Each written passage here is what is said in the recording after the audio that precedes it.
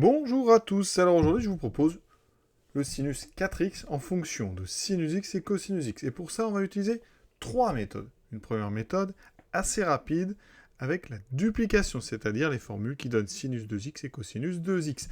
La deuxième méthode va utiliser les expressions de cos 3x et sinus 3x qu'on a trouvées dans un exercice précédemment. Et ensuite, méthode 3, en utilisant la fameuse formule de Moivre qui fait passer par les complexes. Une méthode très intéressante pour tous ceux qui se destinent à des études supérieures et qui sont notamment donc, en prépa ou en licence. Donc on est parti avec la première méthode et la duplication.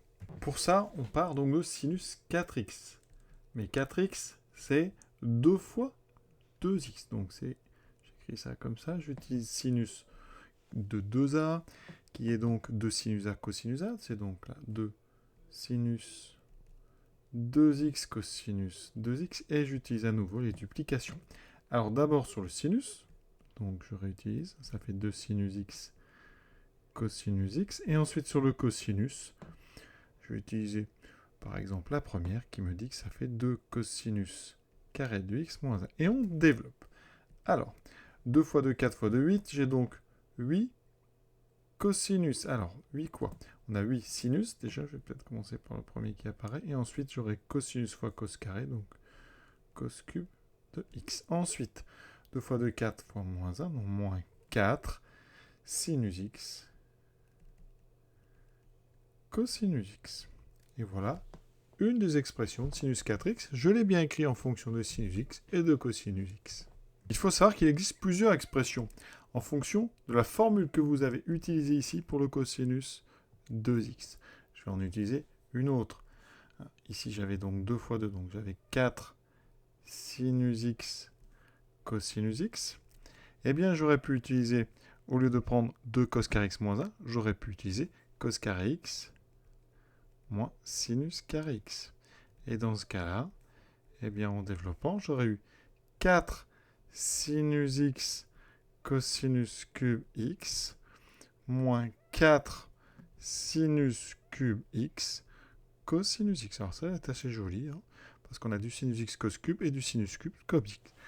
J'aurais pu en avoir une troisième en utilisant donc la troisième formule qui donne cos de x, c'est 1 moins 2 sinus carré de x. Et dans ce cas-là, eh bien, j'aurais eu 4 sinus x cosinus x moins 8 sinus cube x cosinus x. D'accord?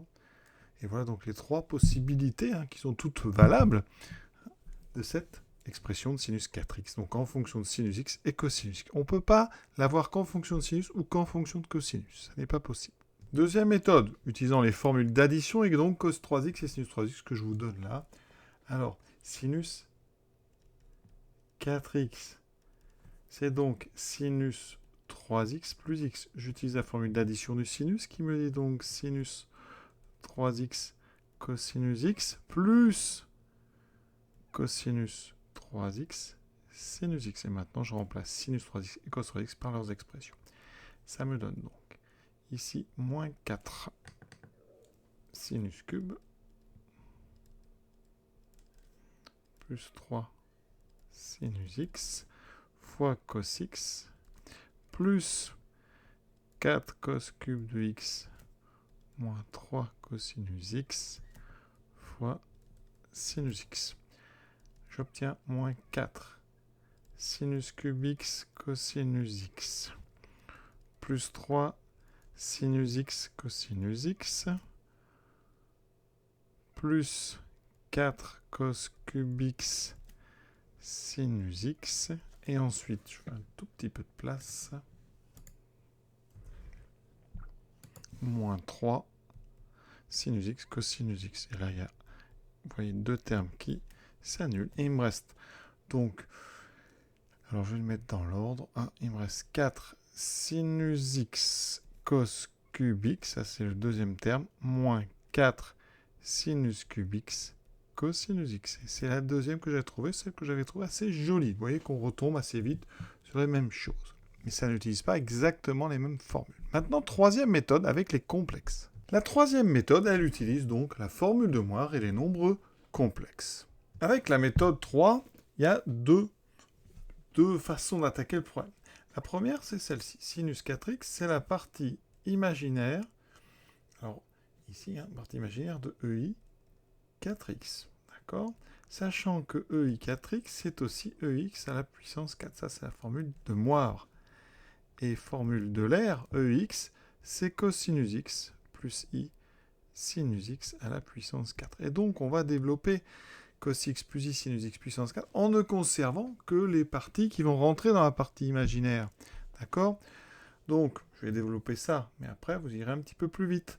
Parce que cos x plus I sinus x à la puissance 4, c'est formule du binôme. Cos x à la puissance 4. Alors, les coefficients du binôme, je vais quand même vous les rappeler. Au carré, c'est 1, 2, 1. Au cube, 1, 3, 3. Puissance 4, 1, 4, 6, 4, 1. Donc, la formule du binôme, je l'utilise avec A égale cosinus x, B égale I sinus x.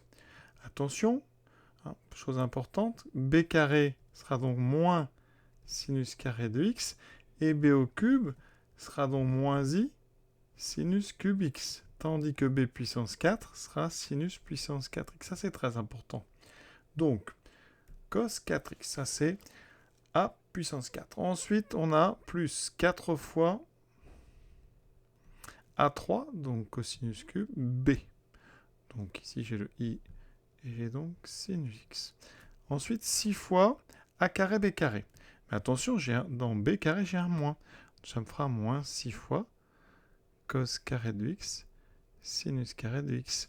Et ensuite, j'aurai 4 fois AB cube. Donc ici, j'ai un moins 4i avec un cos x et un sinus cube x. Et j'aurai b puissance 4, donc plus sinus 4x. Et moi, je sais très bien que le deuxième terme va m'apporter du i, que le troisième va m'apporter du i, et que les autres ne m'en apporteront pas. Donc, quand je vais développer, en utilisant la formule du binôme, eh bien, tout de suite, je sais que je ne vais garder donc que la partie imaginaire de cos x plus i sinus x à la puissance 4. Je vais donc garder le deuxième et le quatrième terme, mais pas les autres. Donc, évidemment, je vais garder 4 cos cube x sinus x, et je vais garder moins 4 cos x sinus cube x. Et je ne vais pas prendre les i, les i ne sont pas dans la partie imaginaire. Et vous voyez qu'ici, on retrouve exactement la formule qu'on avait. Donc, vous voyez vraiment le gain de temps. On a été très très vite. Alors ça, c'est ultra rapide quand on a évidemment des sinus 5x, sinus 7x. Là, ça gagne du temps par rapport à d'autres méthodes purement trigonométriques. Mais ça nécessite quand même de savoir bien développer avec la formule du binôme. Ça, c'est la première façon d'attaquer le problème en utilisant la partie imaginaire de i4x. Il y a une deuxième façon. Voilà, cet exercice est à présent terminé. Vous voyez, 3 méthodes. La première, bon, très rapide. La deuxième, un petit peu plus longue, mais c'était pour vous permettre de réviser les formules d'addition. Et la troisième formule, on est dans le monde des complexes. Alors là, c'est vraiment très intéressant parce qu'on sort complètement pour après revenir en partant, en prenant une partie imaginaire. On utilise pour ça, donc très intéressant, la formule du binôme. Donc on croise un petit peu différentes notions mathématiques. Et donc ça en fait quand même une très très jolie méthode. Donc les complexes, partie imaginaire, formule de Moivre, formule du binôme, vous voyez, ces méthodes très complètes. Donc vraiment, il faut s'entraîner à ce genre de choses. Voilà, à très bientôt.